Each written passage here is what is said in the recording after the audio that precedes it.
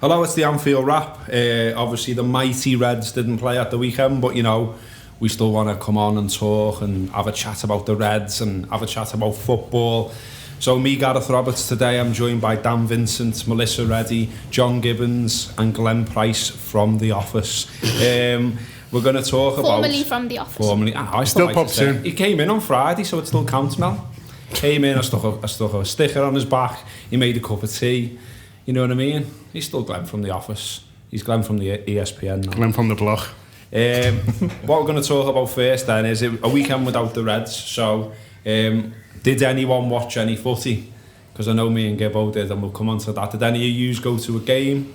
Absolutely not. I needed a break. I needed a break, especially post-deadline from all the cry-arsing, so I didn't want anything associated with football. I did watch the highlights of Lallana's goal, but that was about it. Okay, Dan? Yeah, not much different to be honest. I was going to go and watch my mates play for South Sefton, but the weather was atrocious and I had the baby, so I thought no, that's not going to work for me. Okay, that's fine. What about you, Glenn? I played footy. Oh, well, how about that for non-league day? Yeah. Played footy a really bad standard, or attempted to play football. Did you win? 5-4 last minute. Oh, well, that's amazing. I came on with 15 minutes to go and changed the game. He says so himself. Loads of energy, Glenn, yeah? Yeah, on the left wing, yeah. Dynamic, yeah. Left wing and then, get myself in the box because I'm an aerial threat. It was a good game, good result for us. But yeah, I usually go and watch Chester, but every other week, but I just got beat, didn't he? Yeah, 2-1 by Forest Green Rovers. Forest Green at that level though, aren't you? Yeah, I got a bit of money behind them.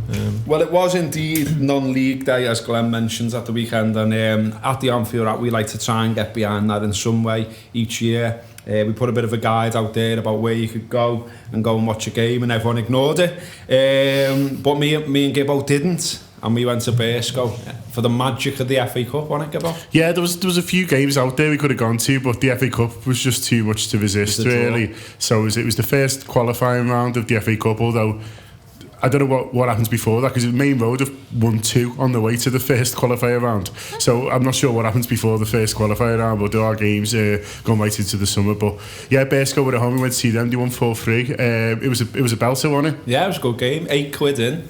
7 goals, 3 bevies, and you got change out of a tenner for 3 bevies because Gibbo's wife joined us down there as well. Yeah. She has expensive drinks as well. Yeah, Bulmers and all that. 2 pints and a Bulmers, change out of a tenner. Like Bersco aren't ripping you off, £8 in. And yeah, Main Road's obviously Manx as well. So that had a bit of an appeal for me because I thought, I quite like to see Manx annoyed. And their fans were taking it very seriously. Yeah, very, shouting everywhere, screaming, and I was mainly laughing at them. There was a Tesco value Janice off Coronation Street there as well, so she just had a comedy Manx voice as well. So it was all in all, it was a great day. How many were there? About 120, wasn't it? Yeah, 116, 17, I think it was. But yeah, we might follow them, mightn't we, mate, into the next round? I'll check the draw, see who they've got. Yeah. Bear with me. He's gonna check that. Well, also as well as non-league day, it was obviously there was international games, hence why the Reds weren't playing. England obviously played. Adam Lallana played well for England, scored the winner, also hit the post. So I thought we'd have a little bit of a chat about Adam Lallana to kick things off, because I still see him being quite a central, divisive figure among Liverpool fans, certainly where Twitter comes to mind. So that being the case, I just thought I'd go around the table and see what people think of Adam Lallana these days. I mean, I don't mind him myself, but I'm just hosting the thing. I don't want to sway you either way. Dan, he's 28 now. I keep seeing people saying, they want regular end product from him, and they want him to do this, and he's not fast enough, and he's this and he's that and he's the other. He's not going to change much at 28, as he is what he is, I think. Yeah, I've always been a fan of Lallana, even before we signed him. I liked him. I liked the way he was captain at Southampton as well. I always think that you've got something about you if you're going to be captain of the club. So I was made up when we signed him. I like Lallana. I feel like it's a bit unfair in a way, because I feel like with Lallana, he seems to always be the pass before the pass. He always seems to be making the moves in the middle of the pitch. He pick it up deep, he'll make them turns. He's got 2 great feet. I know he does need to improve on the end product, but this season he looks as if, I know it's early days, it looks as if he could be doing it. He scored first game, he could have quite easily had an assist last week. Scored his first goal for England, funny enough, at the weekend. So no, I rate Lallana. I really like him, and I like him in the deeper role he's in now. For me, ideally, I'd have him and Coutinho as two of the three in the middle of the pitch, and I think it'd be fireworks. Like I really do. I like the way he gets stuck in as well, Lallana. I like that. I really like the way he gets stuck in. I mean, against Tottenham last week, within the first 5 minutes, he threw a tackle in. I don't know, it sounds a bit alehouse, but like I like that in a player, you know. And I know again, it sounds a bit like obvious, and all players should do it, but his work rate's ridiculous, and I know it's the main thing that everyone says about him, but it's a big thing for me that even when he's not particularly doing anything in the final thirds as such, you can still always hang your hat on him for what he's going to give you. So no, I'm a big fan of Lallana, obviously. And Mel, so is Jurgen Klopp. I mean, you know, no matter what people write and say out there, he keeps picking him. He's now in this deeper role, as Dan says. Seems to be fairly integral to his plans. Yeah, interestingly, every player Liverpool were linked with in an attacking sense throughout the summer, even around January, you know, the fan base or a large portion of it was saying, well, that's Adam Lallana in trouble. And Adam Lallana's never really been in trouble because he is integral to the way Liverpool want to play.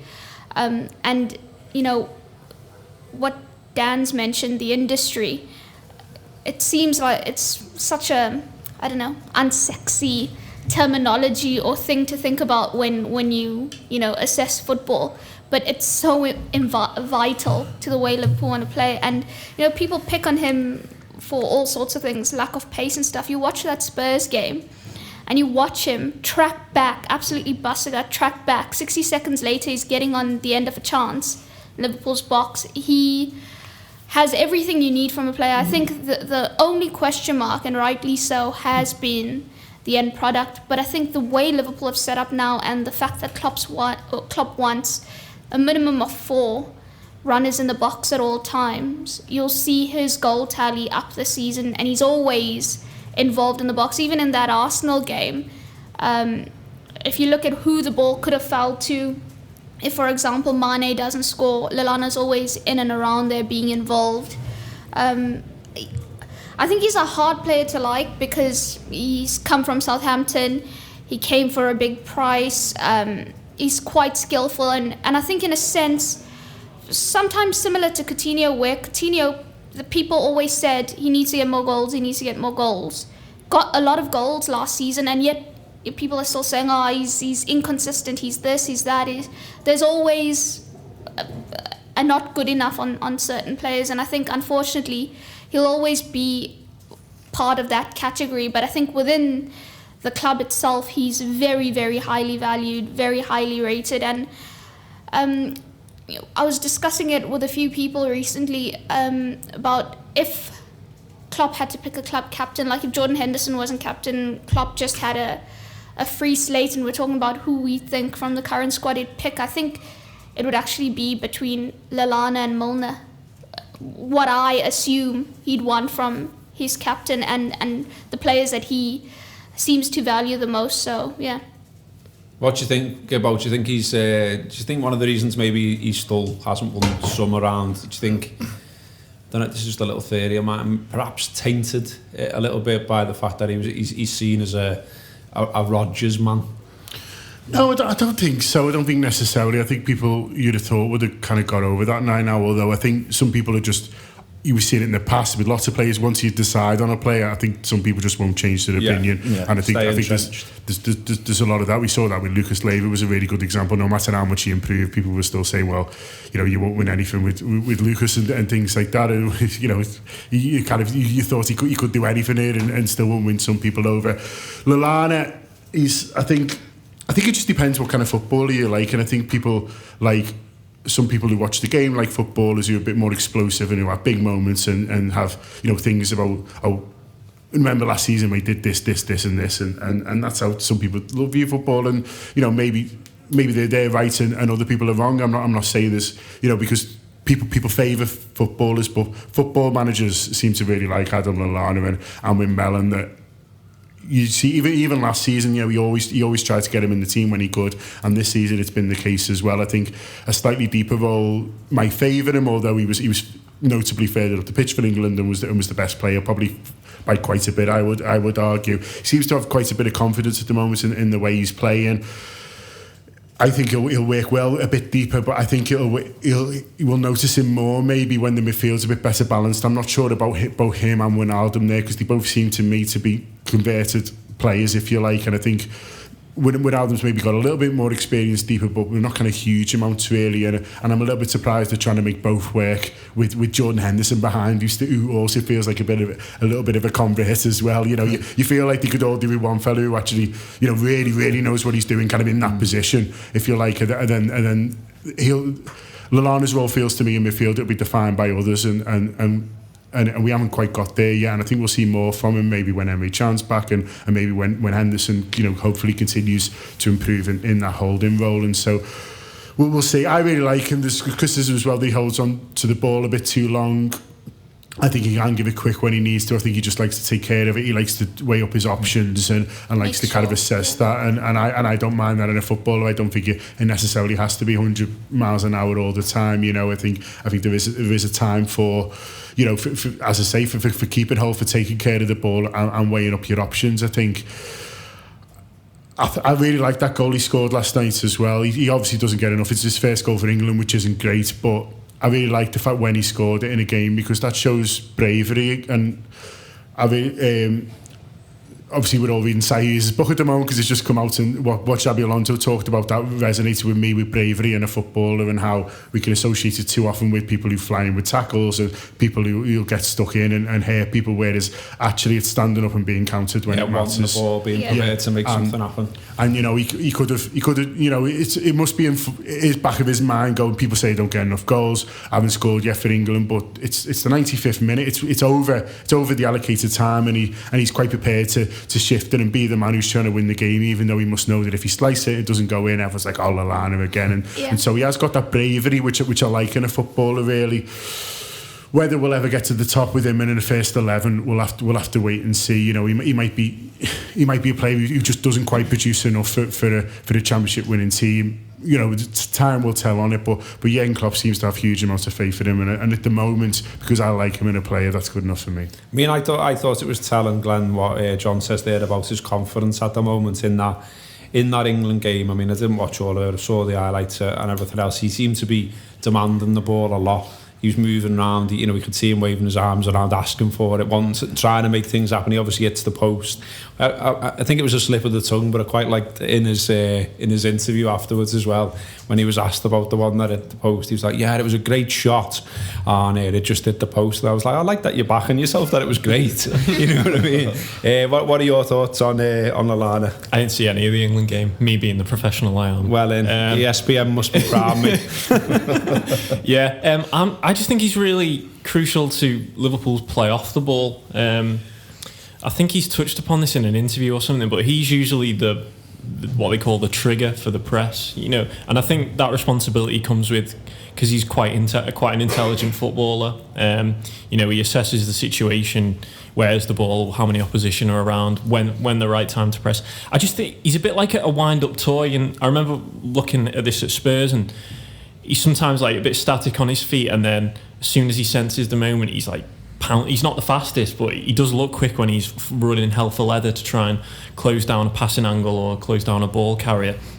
And I just think that's really important, obviously, for someone in Jurgen Klopp's side, and it goes back to, he is one of the more experienced players in the side, that responsibility to, because he's going to be expecting his teammates to follow that up, you know, the likes of Henderson or whoever's behind him, so for him to decide when to press and when to implement what Klopp wants to do is you know, it's not for someone, it's not for anyone, is it, I guess. And just looking at the stat then, I think he's run the most of anyone in a game. Yeah, this that's Spurs game. Against Spurs. 12 and a half kilometres, I mean, and he wasn't like just jogging around the pitch, he was picking his moments of when to, you know, sprint one end of the pitch or the other. And 5k is far. I've run that just as far for Christmas. And that was far. So 12.5k in 90 minutes. Glenn's right. He's the furthest by any player in the Premier League this season. He did at Spurs. So, and he looked like it as well. So that's put an absolute shift in. That's an obvious indication as to why Klopp might like him then. Well, the other one I wanted to ask you all about, the other player that people have been talking about this weekend, who should be wearing red this weekend, is Sadio Mane. He is apparently fit. It was reported by Mel and the rest of the 10:30pm mafia that he is fit and fired and ready to go, because he was obviously substituted for Senegal at the weekend, and there was a bit of a fear that he had a knee injury, and then straight away, there was a huge explosion among Liverpool fans of moans and groans and dooms and gloom. I wanted to ask you about that, because I just thought that's interesting in itself almost, Dan, that we're 3-4 games into the season, and already people are talking about an over-reliance on one player. And are we really at that stage already? I'd like to think we're not at that stage already, but it seems like with a lot of the fans, we are at that stage. I mean, if I can imagine the groans if he was ruled out for Leicester, but I don't think the Burnley result helps that, because obviously the one game he hasn't played is that game, so I don't think that helps. But I just feel like when you've got a player like Mane, with what he gives you with his pace, you're going to play to that, because it's his strongest attribute, and it's something that we haven't got. So the amount of times he broke the line against Tottenham, you're just automatically going to play like that when you've got him there. But I don't think that necessarily means that if he's not there, we can't do anything else. I mean, are we like one of the highest goal scorers, are we, since the turn of the year? Yeah. And he's only played in 3 of them games, so I don't think it's going to affect us in that much. But when you've got a player like him, it's just obvious that's how you're going to play. You're going to fit your play around, right? He is absolute lightning on that last man. Get him in there. But I wouldn't be crying if he wasn't available for Leicester. I still think we could beat teams without Sadio Mane. Well, I mean, the other thing is almost conversely, and I tried to write something on this. Well, I did. It's out there. It's on the site from a week or so ago about almost. It seems to me that some fans are almost scared to say, like, you've got a best player, because teams have a best player. Yeah, well, it's back to the old the pushing the piano when someone's a player and all the rest of it. But I mean, like, even like Man United when they had Ronaldo, he was obviously their best player. Us with Suarez, us with McManaman. We've had players in the past who moves tend to funnel through. Yeah. I don't think that I don't think we have a player though who's definitely our best player. I think it's just, you've probably got 3 or 4 who everybody would name out the whole of the people who got the match on against Leicester. You could ask everyone who's the best player, and there'd be split opinions on probably 3 or 4. I think Sturridge is our best player, but I might be the only one in here who thinks Sturridge is our best player. But I just think when you've got, going back to what I said, I just think when you've got a player like Mane with what he offers you, you have to play to that. But again, if he's not there, I think that we've got other players who can step in, play that way. I mean, again, it's not the best advert for it, the Burnley game, because again, everyone's throwing that at you, aren't they? About Mane not playing, and he probably would have made a difference if he had have played. But I don't think it's a massive like loss if he's not playing in certain games. I don't. Not to the level where if Suarez wasn't playing, you'd be oh my God, Suarez isn't playing. I don't think he's at that level yet. Mel? Yeah, I think given his attributes and the speed obviously being one, and the bravery to just take his fullback on constantly again and again, and look to exploit space all the time. He's obviously essential to the way Liverpool want to play. Liverpool want to be aggressive, and he is a snapshot of everything they want to do when they're in possession and when they want to counter. Saying that though, while I think he is essential, he's not the be-all and end-all of Liverpool's play. And we saw games last season where Liverpool were able to dismantle teams like Man City without having a Sadio Mane in the team, where Firmino, Lallana and Coutinho combined to devastating effect. They can still do that if he's unavailable. You can still even chuck Mane further forward. There's lots of other options. I think the other problem is people want an absolute similar replacement for Mane. So if Mane is not there, who's the Mane? Where you don't need somebody with exactly the same characteristics. And I think, just going back to the Lallana point, I think Mane is a very exciting player, so people naturally take to him because he is explosive, like John mentioned. He is that dynamic sort of player. Best debut since John Barnes. but you need all the you can't have 11 Sadio Manes on the pitch. It doesn't work. You've got to have all the other pieces of the puzzle and combine it, so it comes right. So I also thought it was mad that so much was made out of a game no one saw. People didn't watch Senegal-Namibia. They heard that Mane was off after 66 minutes. There was no reports of an injury from Senegalese journalists who were actually at the game. No, but 90 minutes said though. And even after the game, the Senegalese and Namibian journalists were reporting, and Senegalese fans who were at the game were saying he was walking fine. He came over to them and greeted the fans and stuff. And I think it's just this. There's an obsession to have something to moan about or have this. Because we've seen it go wrong so many times, Mel. Yeah, but you can't then 26 years. You can't create it then. So you can. Well, yeah, obviously, yeah, it's not healthy too, though. Give up. It's. I don't know. I found it a bit embarrassing before Burnley that everyone was saying, oh well, we haven't got Mane. We've had him for one game. You know what I mean? Yeah. They managed to win 18 league titles without Sadio Mane. I'm sure we can go to Burnley, but then we got beat. So we kind of where to kind of go from there? It would have been interesting to see him at Burnley actually, because there was a very different sort of game to Arsenal and Tottenham, and that's not to say he can't adapt and he hasn't got the skills, but it would have been interesting to see how he got on, because Arsenal he was obviously breaking, Tottenham was breaking. The onus was on them more than Burnley was to get forward, and so he had space and he was on the counter and he got to really attack fullbacks. So this will be an interesting new test for him. Leicester at home, how he gets on there, really how Leicester approach it, and how he does it at a home crowd when it's a slightly different atmosphere and a slightly different type of game really, and there might be a little bit less speed and strength and a bit more guile kind of required to break down a defence who were pretty good last year, although maybe not looking quite so good so far this year. So I hope he looks like he'll be fine at the weekend, and I'll be interested to see how he goes. I'm really pleased with how he started. I'm really pleased with how he looks, but I don't know. I just think there are other good players there, and there are other good players in the squad. I think he just stands out because he's quite different to what we've got, and I think it's funny Mel says about having a team of Manes, but if you had a team of Manes, if we suddenly got Coutinho, we'd be like, oh wow, this guy, you know what I mean? And so it's good because you've got a little bit spoiled really by you kind of football fans in general don't necessarily value what they've got enough really. It's all about the new thing, and maybe we've seen a little bit of that in the transfer window. You just want a new fella, even if you haven't really seen him or whatever. And so Mane's just the new one, but he's also quite different to what we've had in terms of those wide areas. We've had sort of 10-15 years of players who are a bit more maybe tricky out there and a bit good on the ball and a bit more creative rather than just kind of out and out pace really, and any ones of those we have had just kind of haven't worked out. We were having a chat about Mark Gonzalez before, weren't we? So he is kind of new to us, but whether he can, we don't know whether he's going to be able to continue it. We don't know whether he's just really determined at the moment and really loving it. How that changes, when Liverpool becomes the norm, we'll have to kind of wait and see really before we start building statues of him and all that. But I'm pleased with how he's done, and I can see why people are enjoying him, because he is, as I say, different to what he offered. He's made a huge impact. There is a difference, isn't there, Glenn, between, I mean, everyone's saying it, a difference between him and what we've got, but one of the other reasons I think he's different, certainly to me, is that it feels to me, and maybe this is slightly negative, but so I'll go with it. We seem to, I think, at times have too many players that are safe, if you like. So they'll keep the ball, they'll move it from side to side, but they won't.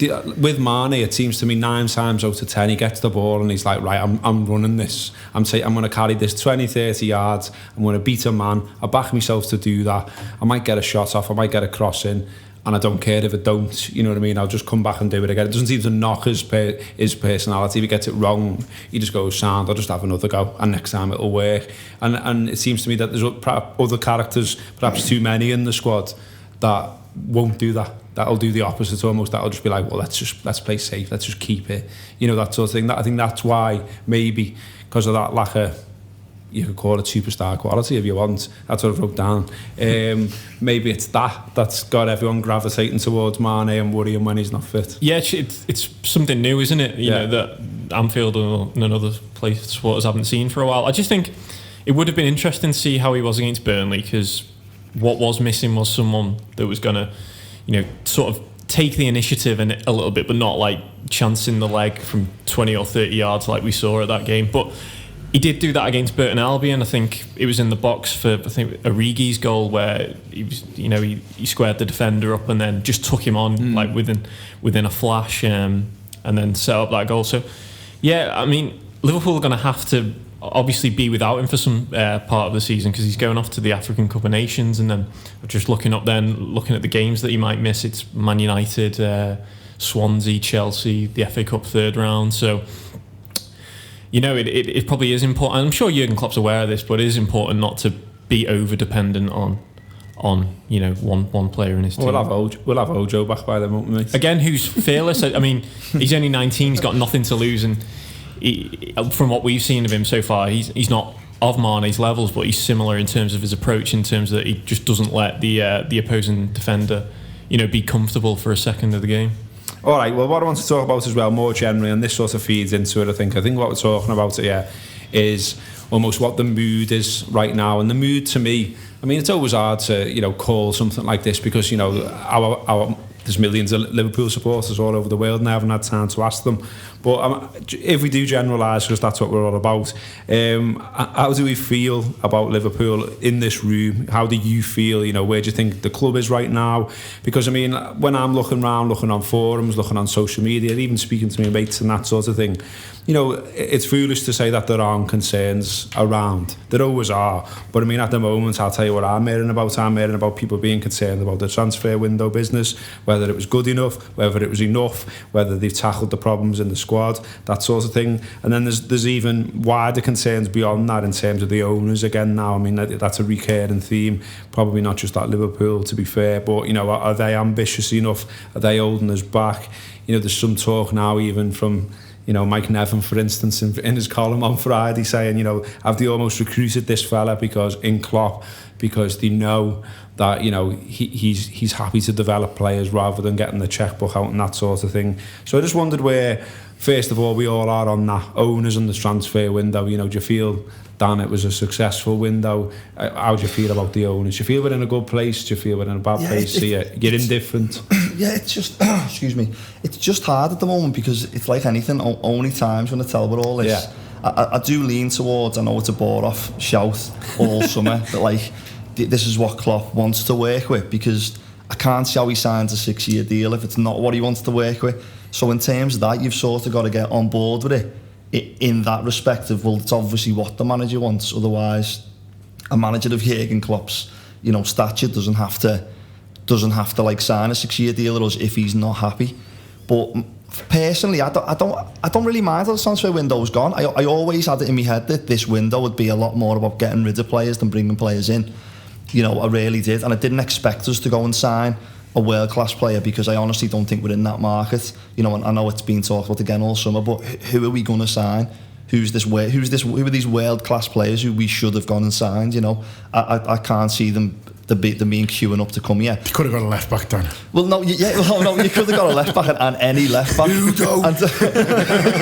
There's none out there. Well, what's been interesting this morning is it's come out. I don't know about how reputable the sources are, but it's come out that apparently we bid for 2 more left backs that we were linked throughout the season. It was Digner, is it? Am I pronouncing that right? Mel's looking at me like she's not sure about any aspect of what I'm saying. Did you read this on 90 minutes? Oh, I don't know. I don't know. 90 minutes. It popped up on news now. I know, but Bob loves 90 minutes. And the fellow at AC Milan, what's his name? He played in the Euros. His name escapes me. So what I'm saying is, we don't always know how hard they have tried to get a left back in. And if this is right, that people have said, we're not selling him unless it's daft money, then do you get someone in just to please me who really, really wants a left back, or we make Ben who says he's going to burn the new main stand down, or do you say, well, actually we're going to wait and we'll wait for the right player, and actually the manager doesn't think the options we've got are too bad.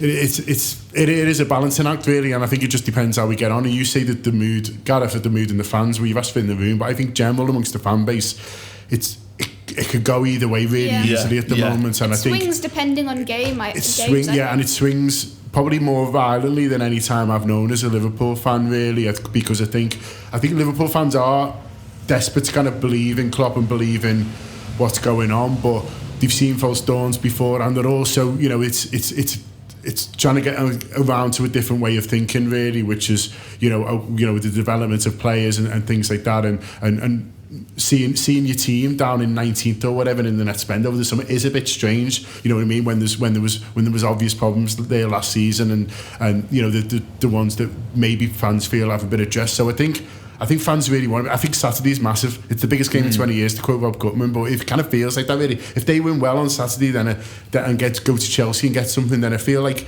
fans do want to kind of get into it and do want to buy into it. But, you know, if they maybe draw at home and then get beat at Chelsea, it feels like we're 2 games away from a crisis almost as well, because people are wanting to believe, but then they're struggling to understand certain decisions that are being made that they kind of seem quite basic. I mean, what part of the problem here is as ever with football, and I think you're driving at it there, Gibbo, is that we're filling in the gaps all the time. There's only so much we know. Even, you know, you like Mel and the rest of the reporters, there's only so much they know as well. You can have conversations with as many people as you want, but football clubs, if they want, can sit on certain information, and we've got to try and fill in those gaps. We genuinely don't know what John Henry's thinking or what Jurgen Klopp's thinking, because we're not with them. We're not with them 24 hours a day, and so there's got to be some gaps that you're filling in, and I think probably those gaps are filled in either negatively or positively depending on recent results. I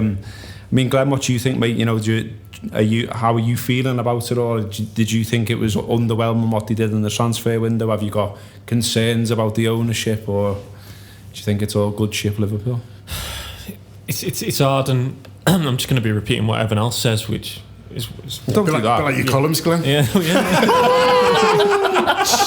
Very nice. Absolutely no need. This is why he needs a spa day.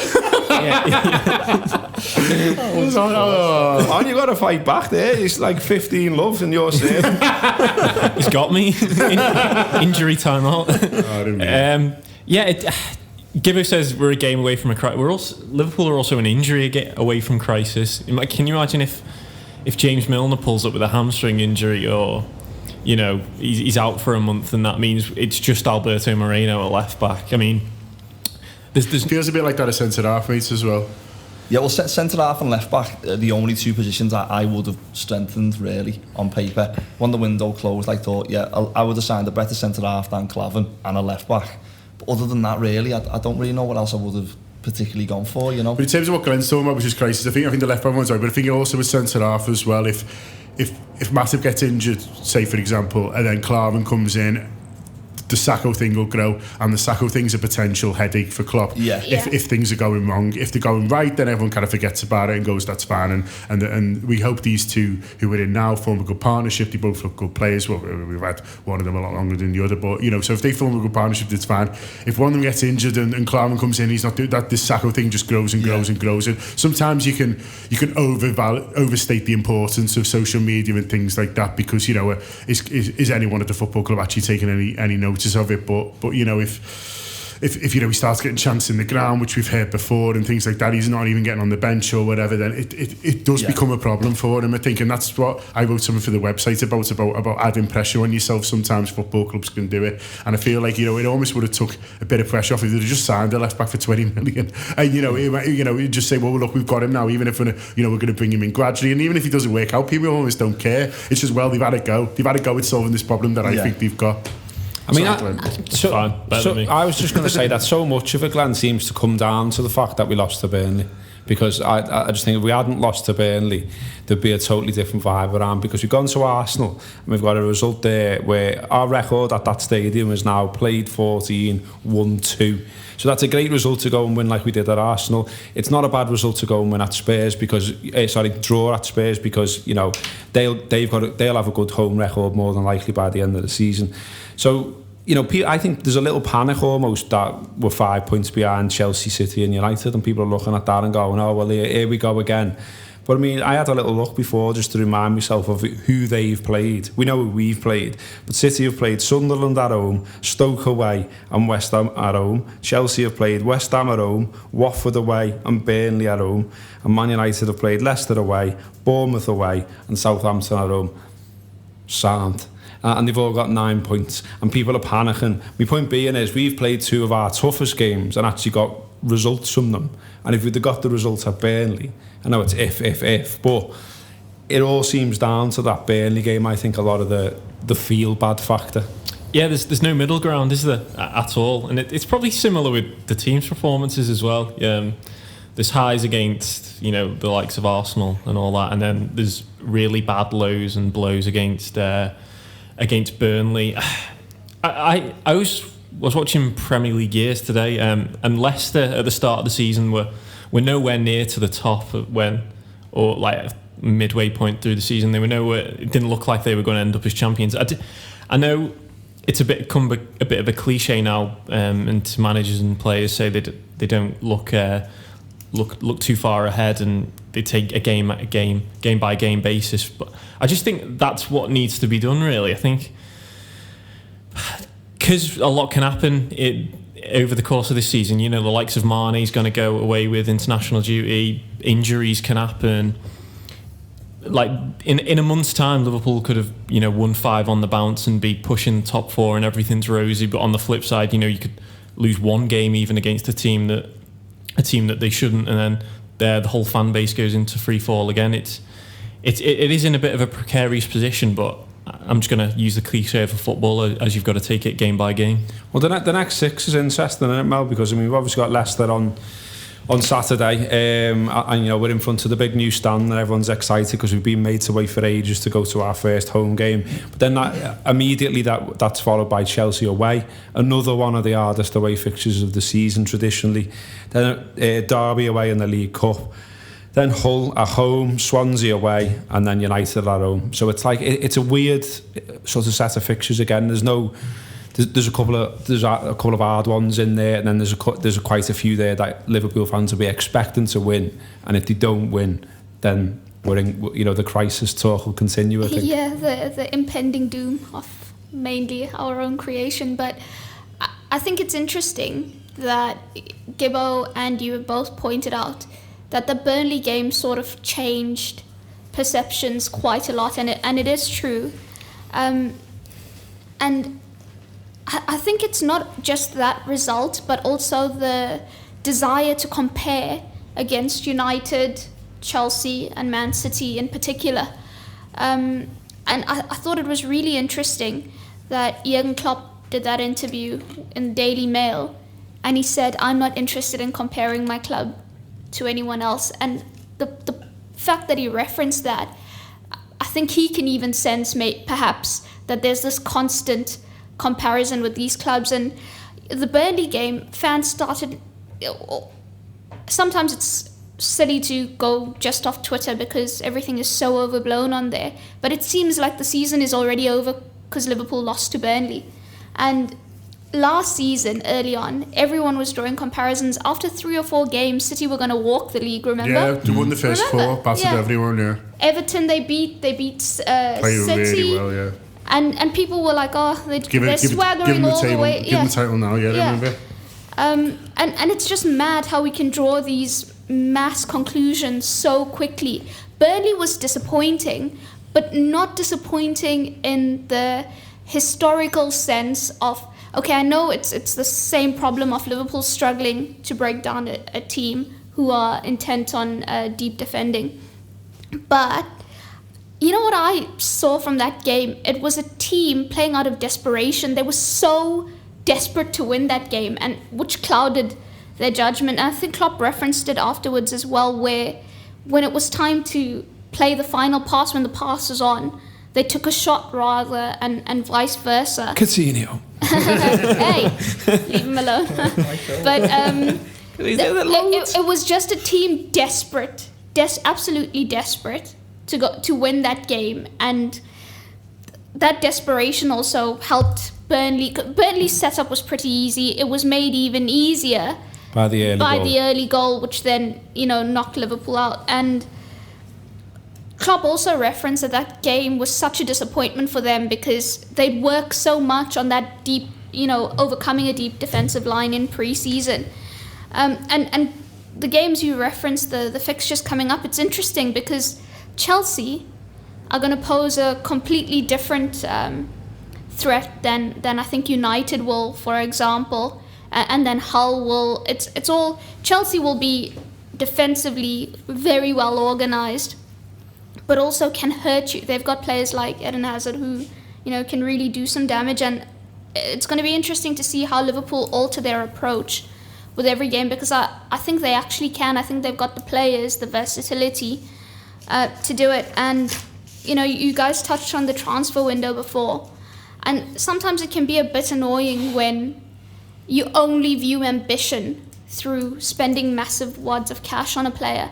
You know what? I think the way Liverpool want to play is freaking ambitious. I think the fact that they want to conquer the ball every single time, the fact that they want to get in your faces, the fact that they can go to the Emirates and for 20 minutes leave Arsene Wenger in complete panic on the bench, the fact that they can go to White Hart Lane and completely dominate Spurs for about 70 minutes of that game, that's ambition, I think, in my opinion anyway. No, I think it is, yeah. I think people are maybe a bit too worried that Klopp sees himself as someone who can go in and maybe perform miracles, and I mean that might be a bit harsh. I'm not saying he's got a god complex, but I think is he got too much faith in these players? I think that's what maybe some fans are thinking. What quite a lot of fans, if we're honest, is he showing too much faith that he can get more? And because some of these players we've seen for a long time and they just haven't been able to achieve enough. Really, we've seen good things from them and we've seen moments from all of them, but have they been able to achieve enough? And just maybe because he was able to do it in Dortmund with those group of players doesn't necessarily mean that he'd be able to come into Liverpool and do it. So you might see, I really believe he does see talent there now. I think he really believes in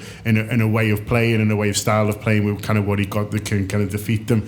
But I guess it's just in some back in the minds with some fans are saying, yeah, but I've watched Jordan Henderson for 3 years and he just hasn't quite got there. Or I've seen Albi Moreno and he's still making the same mistakes under you as he was under the last fella. And so I think there's not necessarily a belief that amongst fans that know more about football, the Jurgen Klopp, just these footballers that we're watching. Yeah, I think though the obsession or the preoccupation that we've had on individual players, and we're all guilty of it, I do it myself sometimes, is perhaps wrong in a sense that the way Liverpool are working at the moment, it's the collective structure. So, we're thinking about Sadio Mane, who is obviously, like we said, quite crucial to the way Liverpool want to play, but you can actually see how Liverpool can switch up the attack where if he's unavailable, they can get by.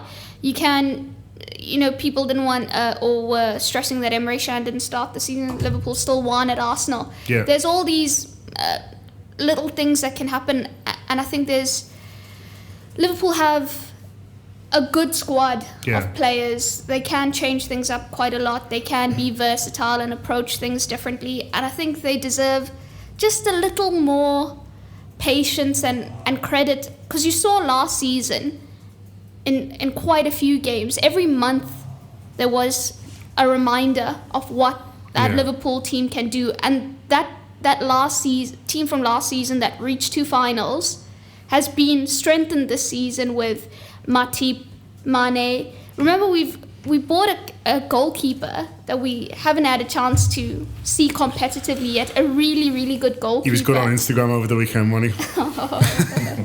Let's not get into that. We need a whole nother hour. But yeah, let's not. Who's asked what he looks like? Save some shots. I'm just saying Instagram. I'm just saying he was good on Instagram. I was admiring your Instagram game over the weekend as well. I'm a big fan of social media. The team has been strengthened, maybe not in every area that we all wanted to. There is concern that a left back hasn't been brought in, that there's no specialist holding midfielder other than Lucas, who's an auxiliary centre back now. There are these concerns, but I think there's so much positivity, and Liverpool got rid of so many players that we needed to get rid of. That we tend to focus on all the negatives. Even when we review last season, we tend to focus on all the things that didn't work out. But there's actually quite a bit for Liverpool to work on from 2015-16, and I think we've seen the early signs. Burnley is so annoying because it put doubt in people's We minds. beaten Albion as well, 5-0. Yeah, that's true. Yeah, That was exactly. all right. I just hope the squad's a positive place. You know, the fans, you know, seem a bit confused and muddled and all over the place at the moment based on Burnley. I just hope the squad is still positive, and that's what worried me a little bit about the Burnley game. You know, you talk about them wanting it too much. Mel, I'm a bit worried. I was a bit worried watching it, and I didn't bring myself to watch it back, but maybe they changed my mind. But I was a bit worried watching it at the time, thinking, you know, have they got enough confidence in each other? Are they thinking what the fans are thinking, which is, oh, here we go again. We've got these massive fellas and we can't get around them, and we're not really sure. I'll just whack it from 30 yards because I'm not really sure what else to do. And, you know, it might have been a 1 or 2 much, but I was just a bit concerned that it was them kind of losing confidence really, especially as the game went on. Yeah, you know what? Klopp has so much belief in that group of players. Every so often, I think it would be nice if they had even like 3/4 of the belief he had in them, because that's the thing with that Burnley game. If you have patience and if you just believe that the breakthrough is going to come, don't panic, it's coming. We've let an early goal in, it's fine. It's altered our approach a little bit. Liverpool would have targeted a fast start, but you don't have to desperately go and try and replicate that fast start now. And I think they just need to show a bit more composure. But in terms of confidence in the squad, I think using Lallana as an example where people referenced how much belief he has in himself at the moment, I think you can feel it throughout from all the players. Even Mane, like how he's talking about he started Liverpool when Wijnaldum's been speaking as well. Matip, you get a sense that we're going to smash Leicester, come on. Yeah. You get a sense, exactly. Let's go. Dan, come on, positivity Saturday. Burnley as well, though, like just quickly, everyone was on such a high after the Arsenal game. That didn't help, do you know what I mean? Because it was a little bit like, oh, here we go again. Like, even before you've looked it's into back to what I said before, almost that, like, even though it's different players, different manager and all that, it hurts to not have won the league all these years. And there's loads of us who were going the game who were absolutely desperate to see that happen for Liverpool, and have been planning this night out for a quarter of a century. Even more so last couple of years. And then when you get beat by Burnley, it's like, for fuck's sake, fellas, you know what I mean? Why? He's wrecking our plans. Yeah. So I'm looking forward personally now to Leicester. I can't wait to get inside that ground, see it full. 5:30 on a Saturday as well. Everyone's had a bit of a chance to have a pint, get a livener in you, get it in the right frame of mind. Are you looking forward to it, mate? You going? Yeah, but going obviously. Yeah. It's other than it being like the Manx or Everton, it's probably the biggest game you could have had. You know, the champions coming 5:30 kick off on a Saturday. You know, we've waited for ages for this game, it feels like. We have? Yeah, I just literally can't wait. Just cannot wait. I'm already planning on getting there early. You know, I haven't told me missus yet, like, but I'll be there early. Fact. I know, I haven't done that one Not out for a bedtime Saturday, mate, but I'll be there, early. I haven't had that chat yet. No, Laura went to me, oh, you're home next weekend? Yeah. And I felt like, but I'm out earlier than it was for Burnley. And because we're Friday as well for that book thing with Si, it's like... Oh, that looks a good event, that, doesn't it, with Jamie Carragher? Yeah, I think Ring of Fire book launch, Man Football, tickets £5. There you go. More tickets been released, apparently. A limited number available now, Glenn. Yeah, thanks. Because that's Friday night, I haven't yet stopped in it at 5:30 kick off Saturday. So, like, I'm looking forward to that conversation. What do you think, Glenn? New stands, you think it's going to make a difference? Liverpool as well.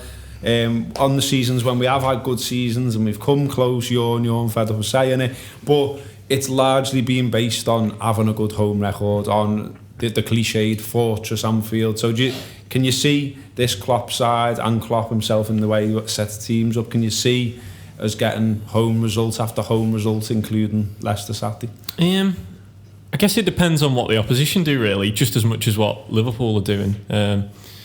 You know, if teams do come and sit back and absorb pressure and like what happened a lot last season, then, you know, Liverpool are going to have to figure ways to break through eventually. I just think Anfield is a bit like the team in so many ways, in that when it's up for it, it's up for it, and you can get that sense just from the crowd and how the crowd like gets the players going. But on the other side, Anfield can be flat, like ridiculously flat, and that sometimes doesn't help with the team's performances. So, but because it's been such a long time since the team have been at Anfield, you know, I do get the sense that, and there's an extra 8,000 people in there, you know, I think the likes of you lot who are going in the stands, you know, you're going to be you're going to be in good form, aren't you?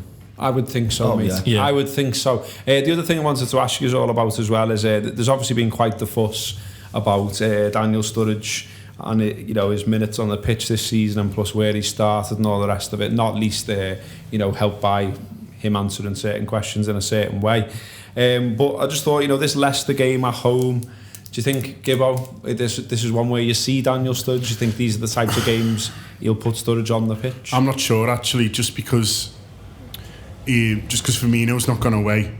And so he's had 2 weeks with Firmino, and I think he's shown in the past that when players haven't travelled that he's been kind of keen to use them because he'd be so fresh. He'd have been working on things with him, maybe even one-on-one that maybe he hasn't quite been doing right. That's not to say he started the season badly, but there's always things he can improve. So I think he might go for Firmino, and then he's done a bit with Coutinho. I was doing a video with Jacob before, and Jacob who's in with us this week, and he was saying how we've sorted the plane out for him to come back early. It was looking like it was going to be Thursday night, but actually he's going to be back with the team a lot sooner than we thought. And so you'd have thought if they're doing that, they're not going to then leave him on the bench, because what's the point? We all expect Mane to play, so you're running out of spaces for Sturridge unless he does something a bit different and goes 4-2-3-1 or something like that, which he could, because I don't think he's necessarily looking at 4-3-3 for the whole season. He said that to us when we were out in America. It's not necessarily his favourite formation. He just feels like he won't go. So this might be the block of games where he goes with something else, and we see kind of a more of a lone striker. But I just think for Sturridge, and I think he'll have half an eye on Chelsea as well, and maybe think, well, picking the similar sort of team twice, and I don't think he plays Sturridge at Chelsea. I'm expecting to see Sturridge off the bench in a front three of Firmino, Mane and Coutinho again. Anyone disagree? Yeah, I don't think there should be any panic over Sturridge and the use of him so early in the season. His games need to be managed, and I think he'll offer quite a lot, as he usually does. And we shouldn't be drawing... Better off finishing than everyone else, though, isn't he? That's the thing.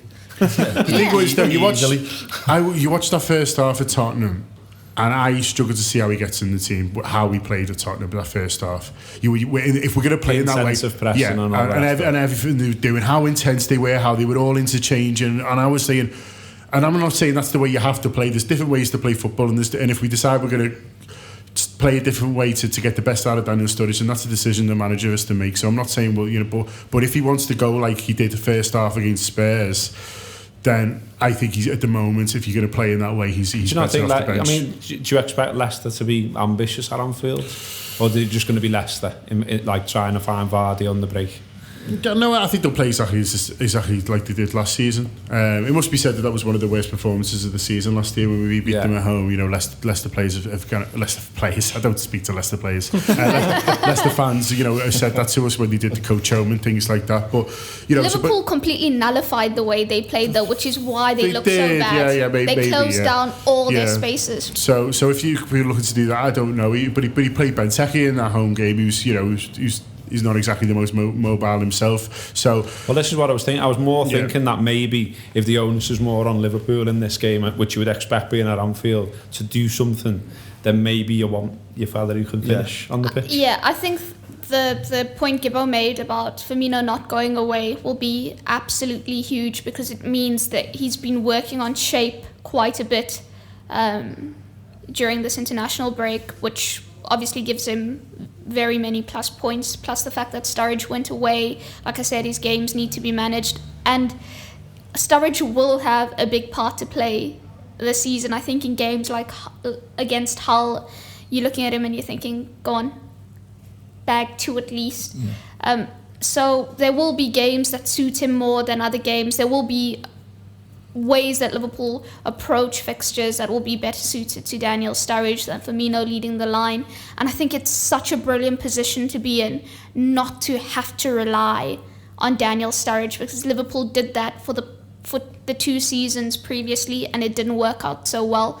So being able not to rely on him is a bonus, and people should be treating it as that and not as some sort of curse against, I don't know, the backroom team or anything like that. It's good to be in this situation. Okay. Well, not if you're Sturridge. Yeah, if he plays against Leicester, though, for me, he's took the net off within the first half. Yeah. And I can't get that out of my head. Well, that's it.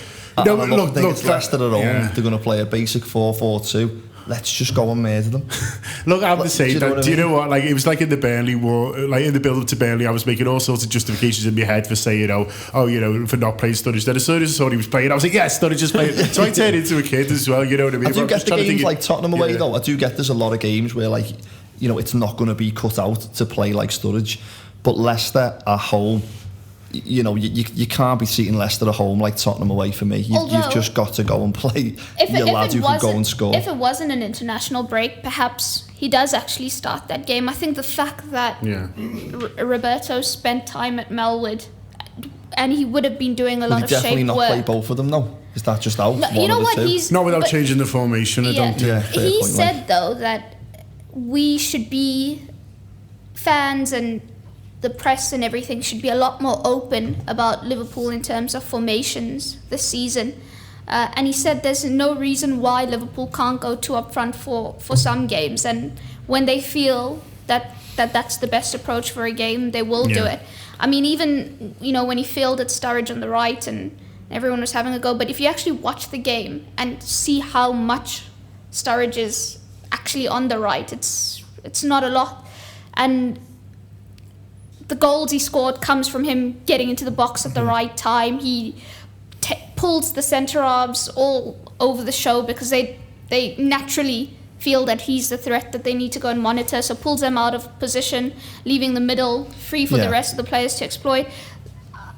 Leicester only play 2 centre mids as well, don't they? Leicester play 4-4-2, so you haven't got that pressure as much to try and win the midfield with the 3. He could change it round. I mean, he probably won't, but he could change it round and play Sturridge and Firmino, couldn't he? Sturridge isn't knackered, is he? After England, exactly. 8 minutes, was it? Yeah. So when Slovakia's not that far, is it? It's not like he's gone to the other side of the earth or anything like that. Personally, think it's an option. It's also only Monday. We forget the game's on Saturday, so he's got a full. Klopp's team hasn't been decided yet. He wouldn't have decided. It's just that can sit in an oxygen tent for a week here. Yeah, well, I'm not saying he's going to be knackered. I'm just saying he'll only make his mind up really by Friday morning's training session, I think. And the only thing that we can ascertain at the moment is that Firmino does have a little bit of an advantage because he spent more time in training with the manager and with the team, but Coutinho's coming back late, so is that putting him at a disadvantage? Should he not then be in the starting lineup? So there's all these things, and it just depends how people look in training this week. Okay, I think that's fair enough, and I think I'll leave it there. We've managed to get almost an hour out of nothing. We've had a chat about the Reds, which was nice, and we ended up on a bit of positivity because we're going to go and smash Leicester in our big spanking new stadium, and we're all going to enjoy Anfield and have a pint and all the rest of it. So let's hope next week when we do this, we're talking about a convincing Reds win. Thanks to everyone. Thanks to Andy for producing, and I'll speak to you again on this very show next Monday.